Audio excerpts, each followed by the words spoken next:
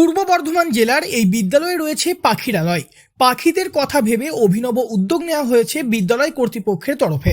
বিদ্যালয়ের মাঝে অবস্থিত বটগাছেই ঝোলানো রয়েছে একাধিক পাখির বাসা, আর সেই বাসাগুলোতেই আস্তানা গেড়েছে বিভিন্ন ধরনের পাখি। শালিক, পায়রা, টিয়া সহ আরও বিভিন্ন প্রজাতির পাখি রয়েছে সেখানে। তবে সবথেকে মজার এবং আকর্ষণীয় হলো পেঁচা। লক্ষ্মী পেঁচা, হুতুম পেঁচা সহ আরও বেশ কিছু পেঁচা রয়েছে বর্ধমানের এই বিদ্যালয়ে। তবে এই উদ্যোগ বা প্রচেষ্টা আজকের নয়, বিগত কয়েক বছর ধরে পেঁচা সহ অন্যান্য পাখিদের বিশেষভাবে দেখাশোনা করা হয় বর্ধমানের এই বিদ্যালয়ের তরফ থেকে। বর্ধমানের কাঞ্চননগর ডিএন দাস হাই স্কুলে যেন পেঁচারা তাদের সংসার পেতে বসেছে। তবে শুরু হয়েছিল কিভাবে, এই বিষয়ে বিদ্যালয়ের প্রধান শিক্ষক সুভাষচন্দ্র দত্ত বলেন, 2015 সালে যখন পাখিদের এই অবস্থা, তখন আমাদের মাথায় এলো যে তাহলে তো আর্টিফিশিয়াল নেস্ট বা কৃত্রিম পাখির বাসা দিলে সেখানে ঢোকে কিনা। তো 40টা আর্দান পট, অর্থাৎ মাটির বিভিন্ন ধরনের কলসি, ছোট বড়, মোট 60টা, বড় 20টা, এইভাবে 20টা করে দিয়েছিলাম। এবং একটা উল্টানো বেঞ্চ আমার লাগানো ছিল পায়রার জন্য আমার বারান্দার মধ্যে, এবং গাছের মধ্যে পেঁচার জন্য বড় বাক্স প্রথম দিলাম, যাতে কোনো বড় বার্নাউল জাতীয় বা এই ধরনের আসে কিনা। তো দেখা গেল পায়রা যেখানে থাকতো সেখানে উল্টানো বেঞ্চে আমরা ছুটির সময়, বোধহয় পুজোর ছুটি, সেপ্টেম্বর মাস, এসে দেখছি একটি পেঁচা বসে আছে। তারপরে স্টাডি করে দেখলাম সে 2-3টে ইঁদুর, কাঠবিড়ালি এই সমস্ত মেরে রেখেছে।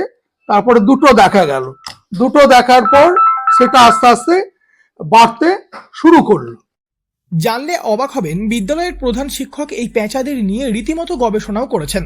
তার দাবি, করোনাকালে বিশেষ ভূমিকা রেখেছে এই পেঁচা। এমনকি এই সুভাষবাবুর গবেষণা বিদেশি জার্নালেও প্রকাশিত হয়েছে।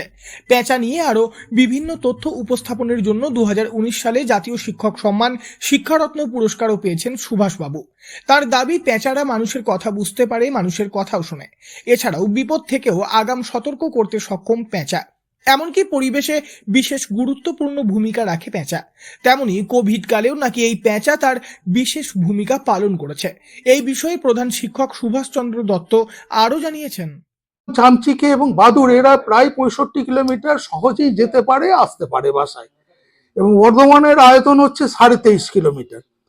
এবং যেহেতু চামচিকেও নকটার্নাল অ্যানিমাল, নিশাচর প্রাণী, বাদুড়ও নিশাচর প্রাণী, এবং প্রত্যেক বাড়িতে চামচিকে এবং বাদুড় ঢোকে, তো যেহেতু চামচিকে এবং বাদুড়ের মাধ্যমে করোনা ভাইরাস হয়তো বিভিন্ন জায়গায় ছড়িয়ে পড়বে, আউল যেহেতু খাদ্য শৃঙ্খলের একদম শীর্ষস্থানে আছে, যেহেতু কার্নিভোরাস, মাংসাশী প্রাণী, ওরা নিজের কাঠবিড়ালি, ইঁদুর, এরা যাতে কোভিডে মারা না যায় তার জন্য সে চামচিকে মেরে নিল।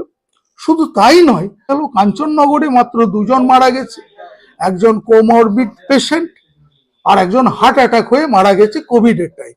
কোনো কাঞ্চননগরে অথচ কোভিড আক্রান্ত হয়েছে বা প্যাসিভ হয়ে তাদের মধ্যে জাম থেকে গেছে, অথচ কোভিডে কেউ মারা যায়নি। ছোট ছোট বাচ্চা সহ বর্তমানে এই বিদ্যালয়ে একাধিক পেঁচা রয়েছে। পেঁচারা সুভাষবাবুর ডাকে সাড়া দেয়, এমনকি কথাও শোনে। পড়ুয়াদেরও এই পেঁচা সম্পর্কে প্রজেক্ট দেওয়া হয়, তারাও অনেক কিছু শিখতে পারে। এছাড়া পেঁচা থাকার কারণে বিদ্যালয়ে কমেছে সাপ, ইঁদুর, টিকটিকি, ব্যাঙের জ্বালাতন। পেঁচা কাজ করছে পরিবেশের সোশ্যাল ভ্যাকসিন হিসেবে। বিদ্যালয়ের মধ্যেই স্বাচ্ছন্দ্যে দিন কাটাচ্ছে বিভিন্ন পাখি সহ একাধিক পেঁচা। পূর্ব বর্ধমান থেকে বনোয়ারিলাল চৌধুরী, লোকাল 18 বাংলা।